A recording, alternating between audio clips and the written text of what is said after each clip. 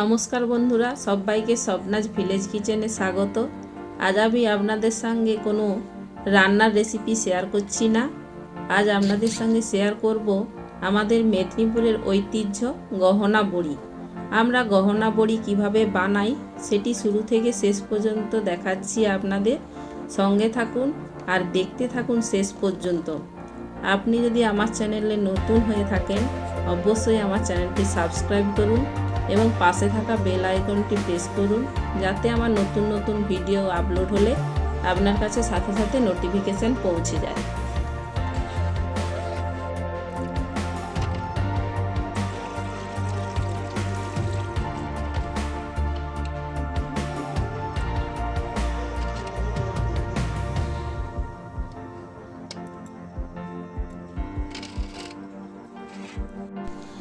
বন্ধুরা, আমি আগের দিন 500 গ্রাম খোসা ছাড়ানো গোটা বিউলির ডাল 5 থেকে 6 ঘন্টা ভিজিয়ে রেখেছিলাম।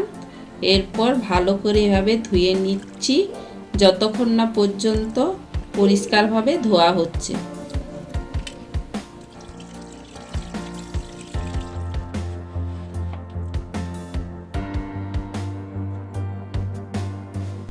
ভোরের বেলা ভেজানো ডাল মিক্সিতে ভালোভাবে বেটে নিয়েছি। আপনারা মিক্সি অথবা শিলনোড়া যে কোনোটাতে বাটতে পারেন। আমি ভোরের বেলা বেটেছি, আপনারা আগের দিন সন্ধ্যেবেলা অথবা রাত্রিতে বেটে নিতে পারেন।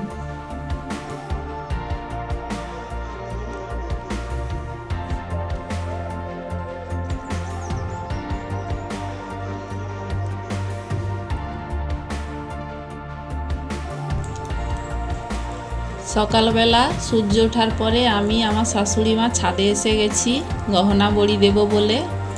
আর আমার শাশুড়ি মা কলাই বাটা নিয়ে ফেটতে বসে গেছেন।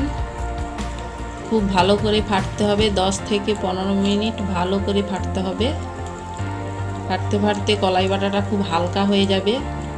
আর এই কলাই বাটাটা ফাটার জন্য যত ভালো ফাটবেন বড়িটা খুব ভালো হালকা হবে এবং স্বাদও বাড়বে।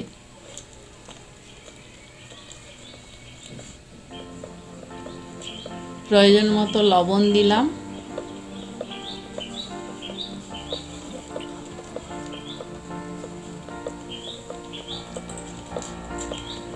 লবণ দেওয়ার পর খুব ভালো করে ফেটে নিতে হবে। আবার দেখবেন লবণ দেওয়ার পরে ফাটলে কলাই বাটাটা খুব হালকা হয়ে যায়।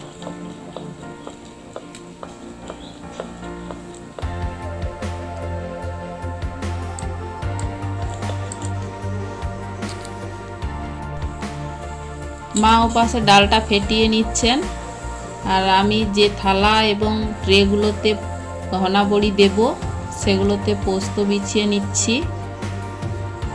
আমি এখানে পোস্ত ব্যবহার করছি, আপনারা তিলেও করতে পারেন এবং তিল পোস্ত মিশিয়েও দিতে পারেন। এবং খুব পাতলা করে বিছাতে হবে, ভালো করে লক্ষ্য করে দেখুন। অল্প অল্প করে দিয়ে দিয়ে গ্যাপগুলো পূরণ করতে হয়, যাতে না কলাই বাটা লেগে যায় ট্রে বা থালাতে।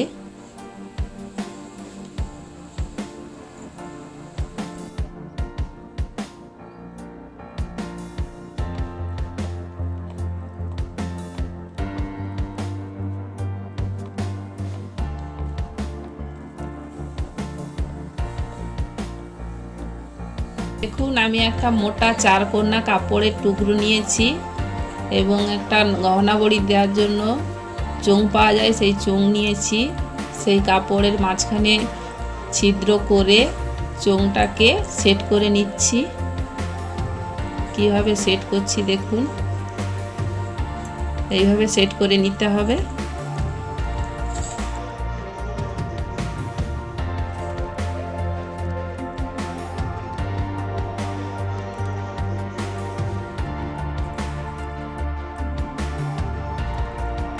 এবার আমি ফেটানো ডালে দিয়ে দিচ্ছি ছোট চামচের 2 চামচ মরিচ গুঁড়ো।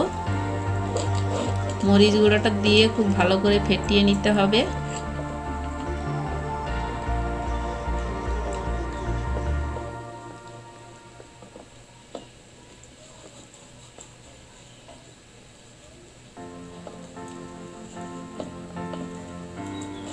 এরপর দিয়ে দিচ্ছি 1 চামচ কালো জিরা। সবগুলো দিয়ে খুব ভালো করে মিশিয়ে নিতে হবে।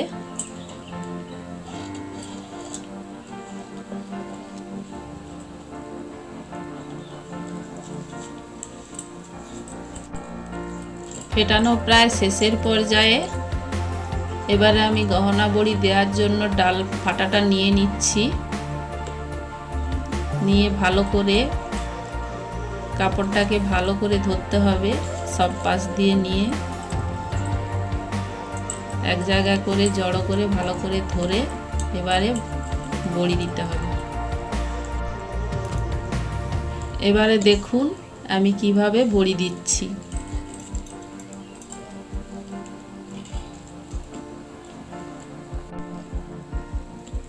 আপনারা বিভিন্ন ধরনের নকশা বা ডিজাইন করে দিতে পারেন। আমি যেভাবে জানি সেইভাবেই দিচ্ছি। আপনারা ছোট বড় যেমন খুশি দিতে পারেন।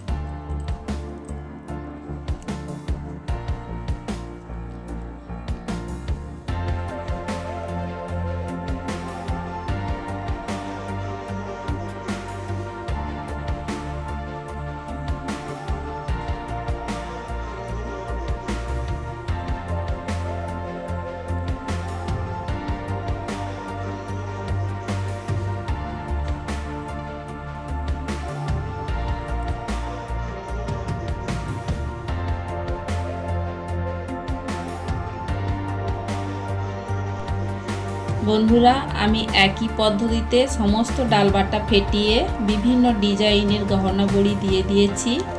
আপনারা অবশ্যই ট্রাই করবেন। তবে বড়ি সম্পূর্ণ নির্ভর করে রৌদ্রের উপর। বড়ি দেবেন শীতের রৌদ্রোজ্জ্বল সকালে। যদি দেখেন যে বেশ চড়া রোদ হয়েছে, তাহলে বড়ির উপর হালকা আচ্ছাদন দিতে হবে, যাতে কোনোভাবেই চড়া রোদ সরাসরি বড়ির উপর না পড়ে। সরাসরি চড়া রোদ পড়লে বড়ি ফেটে যাওয়ার সম্ভাবনা থাকে।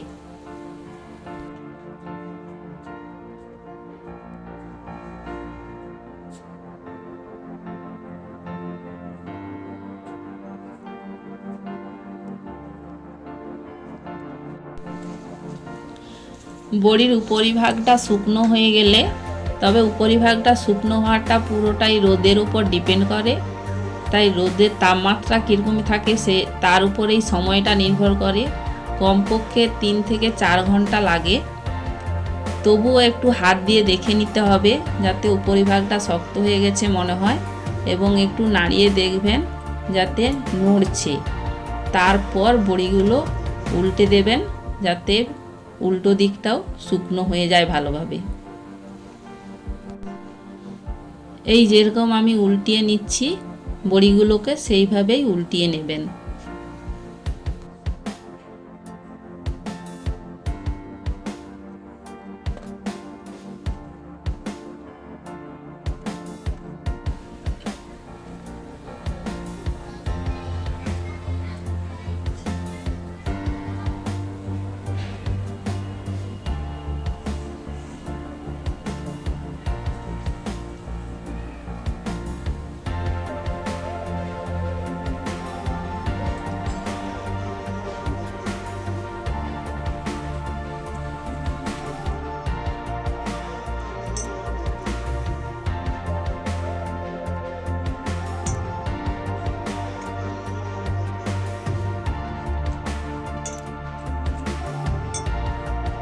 বন্ধুরা, গহনা বড়িগুলো 2 দিন ধরে রোদে শুকনো করে আমি কাঁচের বয়মে স্টোর করে রাখছি সারা বছর ব্যবহারের জন্য। আপনারাও এভাবে বানিয়ে স্টোর করে রাখবেন। আশা করি গহনা বড়ি বানানোর পদ্ধতিটি আপনাদের ভালো লেগেছে। যদি ভালো লেগে থাকে অবশ্যই লাইক, কমেন্ট এবং শেয়ার করবেন, এবং চ্যানেলটি সাবস্ক্রাইব করতে ভুলবেন না। তাহলে আজ এই পর্যন্তই, আবার দেখা হবে অন্য কোনো নতুন রেসিপির সাথে। সুস্থ থাকবেন, ভালো থাকবেন।